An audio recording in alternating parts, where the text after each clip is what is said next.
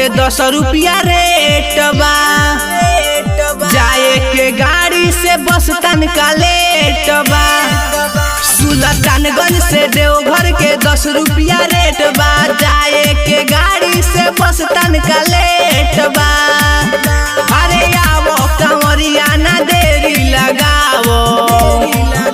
अरे आवो कंवरिया ना देरी लगावो। कली हो दर्शन खुलल गेट बा।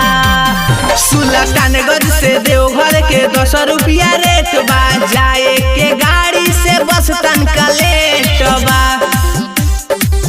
सुल्तानगंज से देवघर के 10 रुपया रेट बा। प्रेम से बोलिए भंगी बाबा की। बस तनका लेट बा।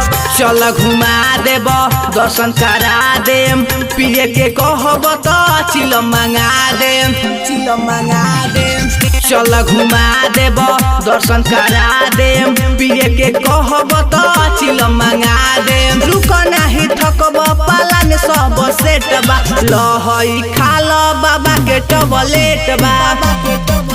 सुल्तानगंज से देवघर के 10 रुपया रेट बा। जाए के गाड़ी से बस तनका लेट बा।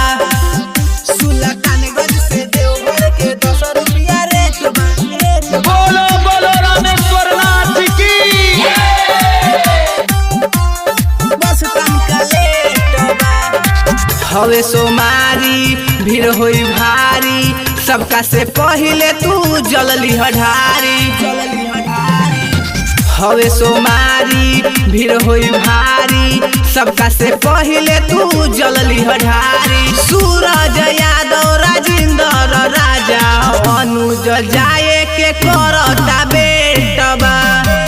सुल्तानगंज से देवघर के 10 रुपया रेट बा। जाए के गाड़ी से बस तनका लेट बा। महाकाल रिकॉर्डिंग स्टूडियो के